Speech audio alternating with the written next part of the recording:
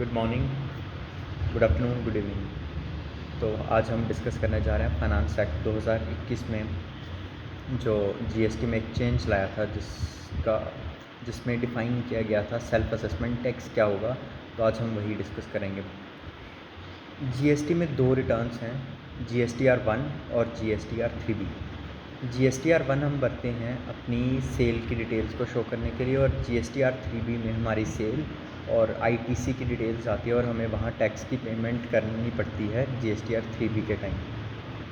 ठीक है।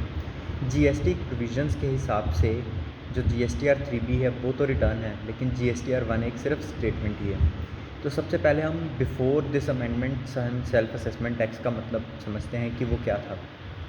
सेक्शन 59 है जो कहती है कि असेसी या टैक्स पेयर मैं बोलूँ या रजिस्टर्ड पर्सन बोलूँ, तो वो क्या करेगा, टैक्स को सेल्फ असेस करेगा, जीएसटी को सेल्फ असेस करेगा और उसे सेक्शन 39 के अंडर रिटर्न जो होती है जो कि 3B है उसको भरेगा, उसमें दिखाएगा और पे कर देगा।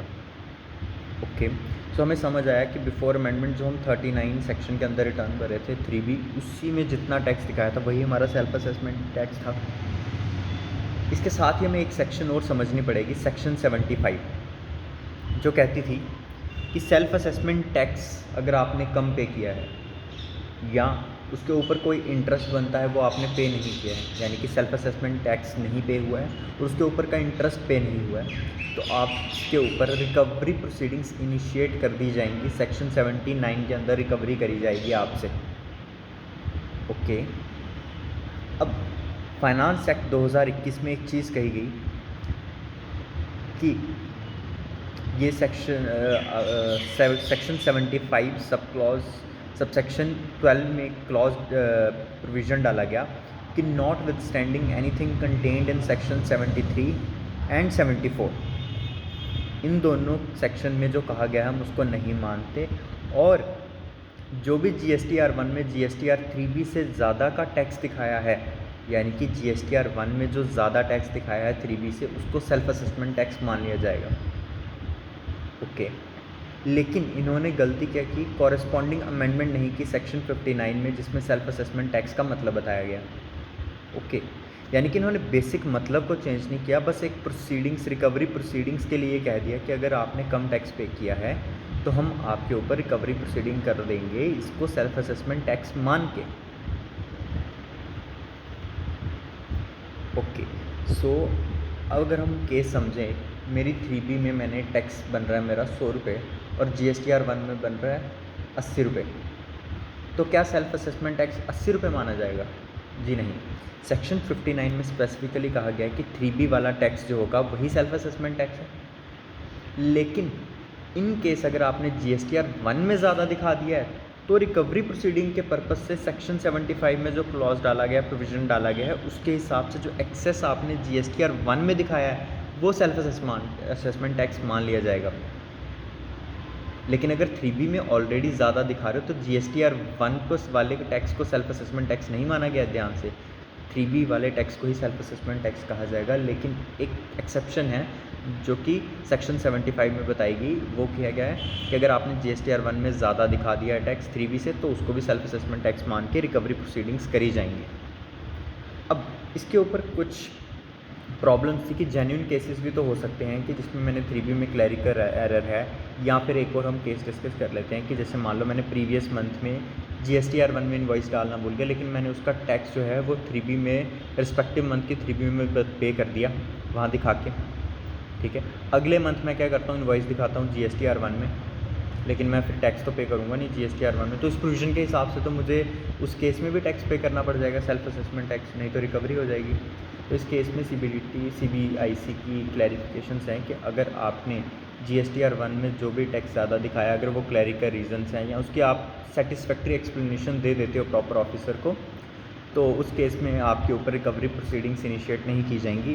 मैं आपको एक चीज़ बता दूं कि रिकवरी प्रोसीडिंग जब इनिशिएट होती है तो उसमें आपके जैसे सेक्शन 79 में पूरा प्रोसीजर बताया है कि क्या क्या मोड्स हैं डिपार्टमेंट के पास रिकवरी के, उसमें क्या कर सकती है डिपार्टमेंट, आपके स्टॉक को डिटेन करके बेच सकती है। उसको बेचेगी कैसे? ऑक्शन के थ्रू ओनली। ठीक है, अगर आप ऑक्शन के नोटिस होने से देने से पहले अगर आप गवर्नमेंट को पे कर देते हो tax with interest with penalty जो भी है, तो उस केस में ऑक्शन कैंसिल होगी। अदरवाइज़ नोटिस अगर ऑक्शन का रिलीज़ हो गया उसके बाद तो बेचना ही ऑप्शन रह जाएगा उनके पास, और वो अपने पास रखेंगे पैसा गवर्नमेंट कितना, वो रखेगी जितना आपने टैक्स इंटरेस्ट पेनल्टी वगैरह पे करना है, प्लस रिकवरी प्रोसीडिंग्स के दौरान जो खर्चे आए हैं वो भी रिकवर करी जाएगी ऑक्शन मनी से, बाकी आपको पे कर दिया जाएगा। फिर डीसी को कह सकती है कि आपसे कलेक्ट कर ले, और आपके डेटर से कलेक्ट कर सकती है जितना अमाउंट आपने गवर्नमेंट को दिया बाकी, ठीक है। तो इस तरह के मेथड बताए गए। मैंने सेक्शन 75 का जो नई अमेंडमेंट है वो डिस्कस करी। उसमें सबसे पहली जो वर्डिंग थी वो थी not with standing anything contained in section 73 and 74। अब हम सेक्शन 73 74 का मतलब पता होना चाहिए कि इनमें क्या लिखा है। सेक्शन 73 74 कहती है कि अगर आपने टैक्स कम पे किया है या पे नहीं किया, या आपने आईटीसी गलत क्लेम किया है या अवेल किया है, या फिर आपने रिफ़ंड गलत किया है, तो उस केस में आपको शो कॉज नोटिस दिया जाएगा।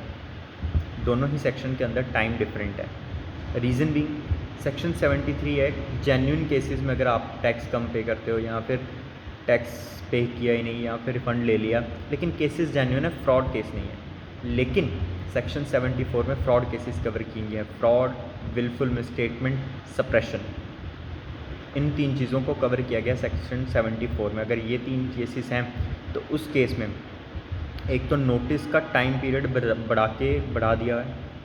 सेक्शन 73 में आपको शो कॉज नोटिस आएगा 2 साल 9 महीने के अंदर, ठीक है, और 3 साल के अंदर उनको असेसमेंट कंप्लीट करनी है, okay, from the due date of annual return. और सेक्शन 74 में 5 साल का टाइम है और नोटिस देना है उनको 4 साल 6 महीने के अंदर अंदर, ओके। सो इन सेक्शन के अंदर आपको नोटिस नहीं आएगा, सेक्शन 75 कह रही है बिना नोटिस के आपके रिकवरी प्रोसीडिंग्स कर ली जाएंगी। लेकिन सीबीआईसी ने इस पर भी क्लैरिफिकेशन एडवाइजरी जारी की है ऑफिसर्स को अपने, कि आप इस केस में डायरेक्ट रिकवरी प्रोसीडिंग्स की तरफ ना जाके आप वही फॉर्मल नेचुरल जस्टिस के प्रोविज़न आपको शो कॉज नोटिस दें एसएससी को, टैक्स पेयर को, उसके बाद ही आप रिकवरी प्रोसीडिंग्स करें। तो बेसिकली सेक्शन में तो कहा गया है कि बिना शो कॉज नोटिस के रिकवरी हो जाएगी, लेकिन क्योंकि सीबीआईसी ने क्लैरिफाई कर दिया है कि नोटिस इशू होगा तो डिपार्टमेंट को उनकी बात माननी पड़ेगी। और अगर किसी केस में टैक्स पेयर को बिना नोटिस के अगर आ गया है रिकवरी प्रोसीडिंग्स डायरेक्ट हो जाती हैं, तो हम उस केस को डिफेंड कर सकते हैं, बिकॉज डिपार्टमेंट के बंदे जो हैं they are under obligation to comply with the advisory instruction any clarification issued by the respective board that is CBIC. So बस इतना ही। इसके साथ हम ये प्लान कर सकते हैं कि हम कोशिश करें कि जब हम एडवाइस ये दूंगा मैं कि जब भी आप GSTR 1 भरें तो आप क्या करें, अगर कोशिश करें कि डिफरेंस 3B में ना आए, और अगर आ भी रहा है तो साथ के साथ आप अपने एक्सेल शीट में एक रीको बना लें और साथ में डिफरेंस की एक्सप्लेनेशन दें जो कि सेटिस्फैक्ट्री लगे आपको भी, ठीक है। क्लैरिकल अगर एरर है तो उसकी कोई प्रॉब्लम नहीं है, बट अदरवाइज़ अगर कोई एरर है तो उसके लिए आप एक्सप्लेनेशंस अपने पास नोट करके रख सकते हैं। और इसके साथ ही मैं एक चीज़ बताऊंगा कि जो रिकवरी प्रोसीडिंग्स की सेक्शन है वो इनिशिएट होने के लिए,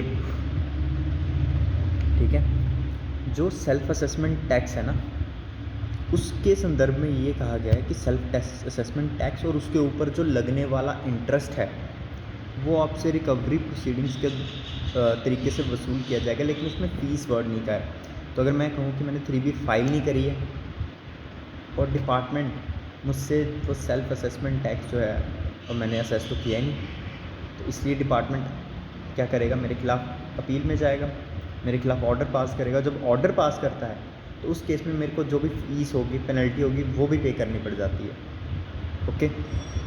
so thank you, have a nice day.